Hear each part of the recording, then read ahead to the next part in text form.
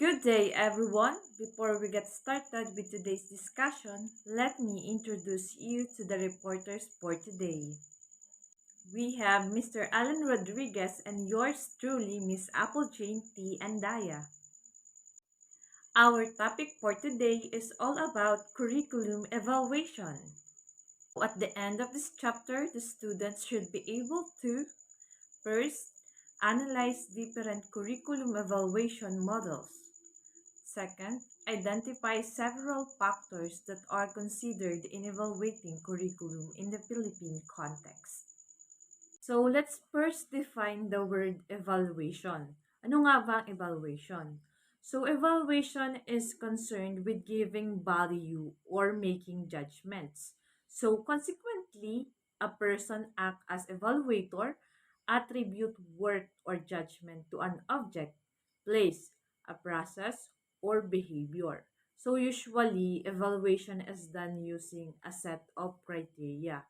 So we need to remember that evaluation processes should be always objective rather than subjective. So there are various scholars who define curriculum evaluation based on how they view curriculum. So the purposes of curriculum, curriculum influences, and how curriculum is implemented.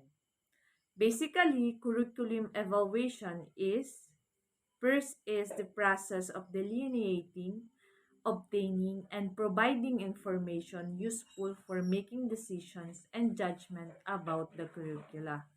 So, it is according to Davis 1980. Ayon sa kanya, ito daw po ay isang proseso ng pagde-describe or pagkuha, pagbibigay impormasyon about the curriculum which is useful or maaaring gamitin para sa pagdedesisyon or pag-evaluate o pagsusuri o pagkakaroon ng judgment about dun sa curriculum na ini-implement.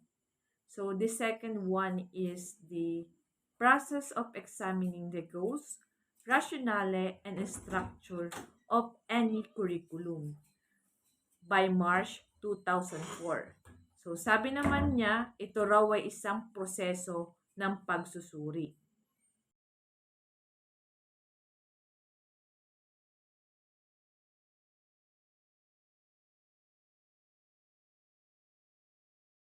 In additional, curriculum evaluation is also useful to administrators and teachers in many different ways. For example, it helps in making decisions about improving teaching and learning processes. It helps in shaping curriculum policies. It guides in initiating curricular changes and innovations.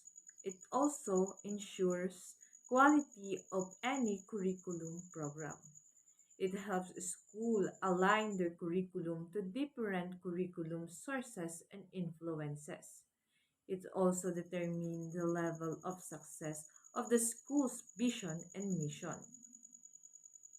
Curriculum evaluation is a determinant of a school's commitment to quality and continuous improvement. So it demonstrates how serious a school is about achieving its philosophy, vision, and mission. Curriculum evaluation in the classroom. Dahl asserted that classroom in fact could be the first site of gathering important data that will lead to curriculum evaluation.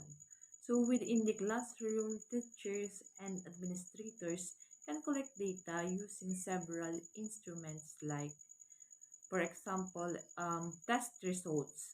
So tests are usually considered method of assessment, right? So testing is a powerful means of improving learning and not just assessing it. Student takes tests to assess whatever they have learned. Tests like monthly tests, SAT, CAT, NAT, and various type of tests are conducted in order to assess students' knowledge and their learnings. The second one is the anecdotal records. So anecdotal record is detailed, descriptive, and narrative recorded after a specific behavior, or interaction occurs between the teacher and the students. Third is checklist, list of things to be checked or done. The interview guides, observation guides, personality inventories, rating skills, IQ tests, and interest inventories or the some examples of it. So in completing the curriculum evaluation in the classroom, teachers plays a significant roles. So they must be guided in collecting and evaluating data from these instruments. So the results of classroom evaluations may aid in improving education and ensuring that the curriculum is implemented effectively.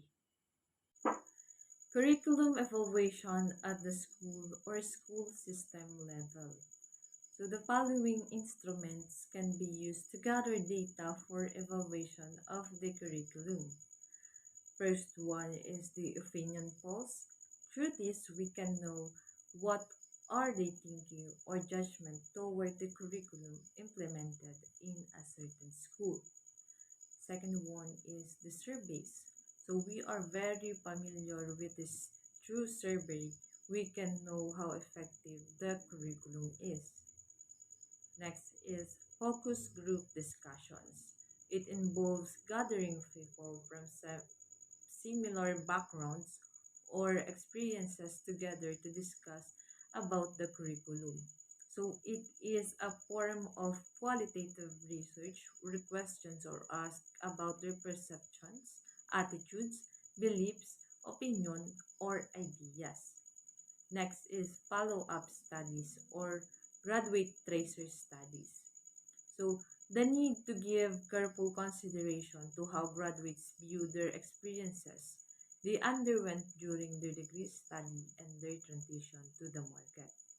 Next is the standard evaluation instrument.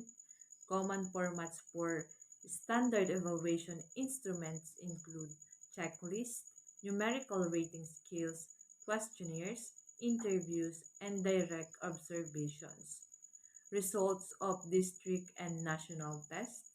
So the test is a system-based assessment designed to gauge learning outcomes across target levels in identified periods of basic education. One of the examples of this is the National Achievement Test or the NAT. So the schools that collects and analyzes data on curriculum implementation can also conduct a research. Hello, I'm Alan Rodriguez and I am going to discuss the models of curriculum evaluation. And these are various models for evaluating curriculum that are identified by curriculum scholars and curriculum workers. Models are products of curriculum scholars' efforts to assess the value of a particular curriculum.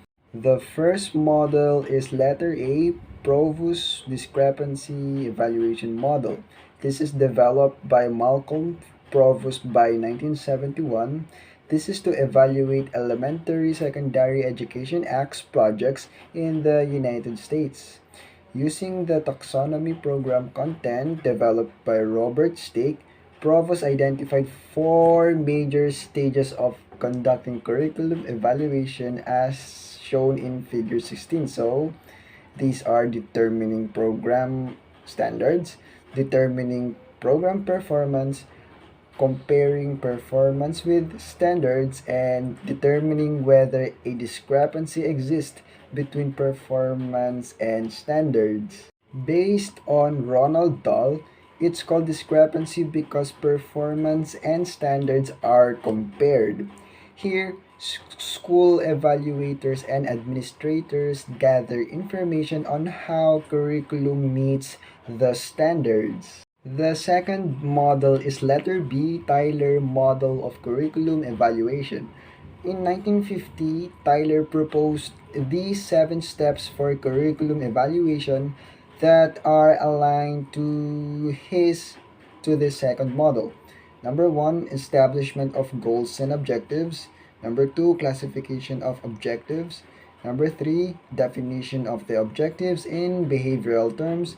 Number 4, identification of situations in which achievement and objectives could be shown.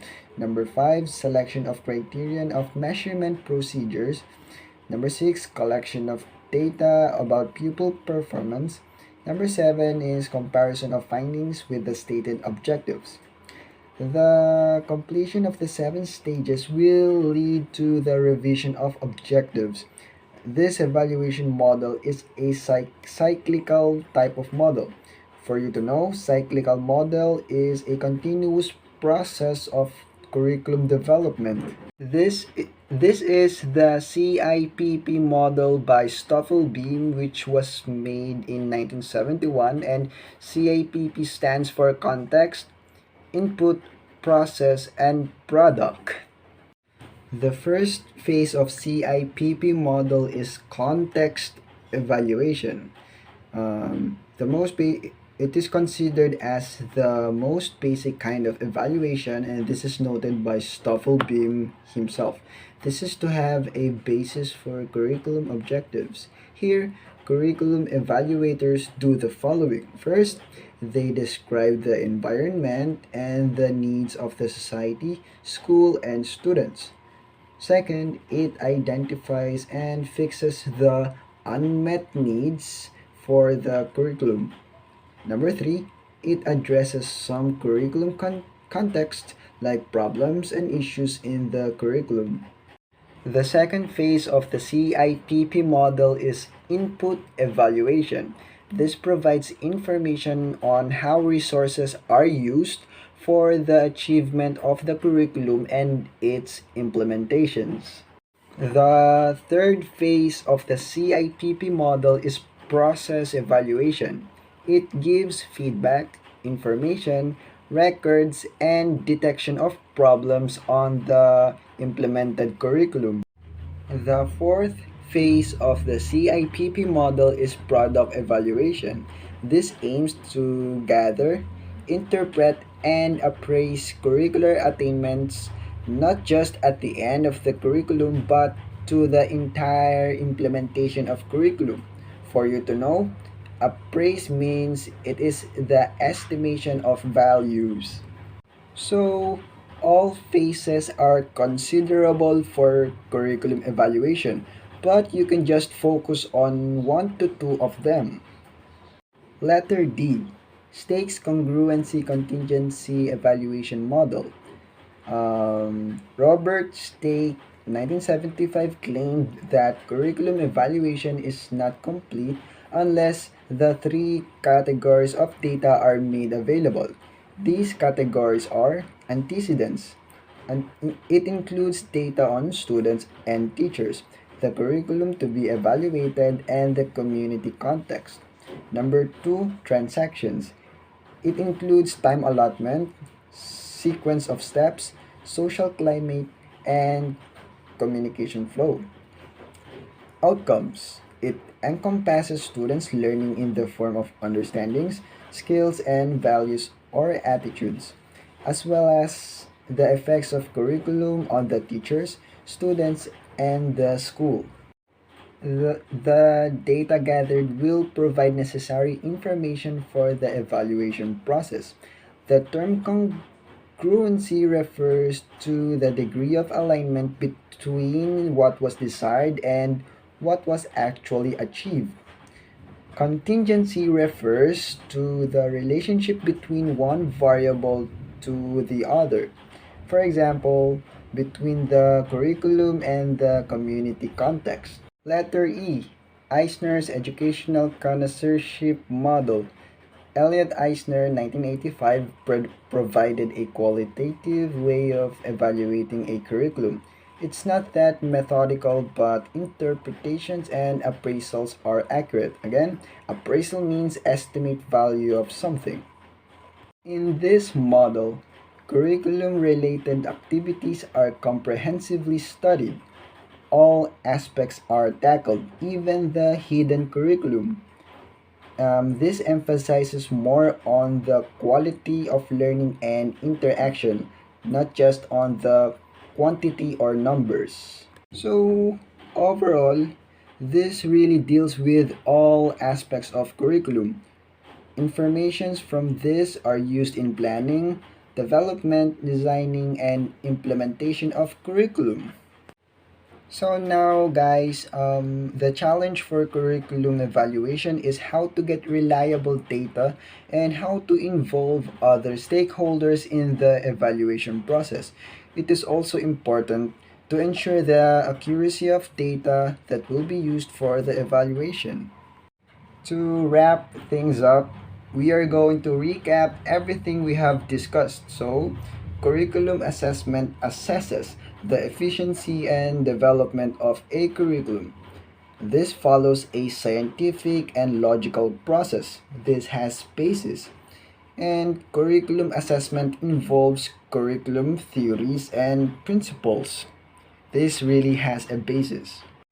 So, in terms of scope of evaluation could be school-wide or national.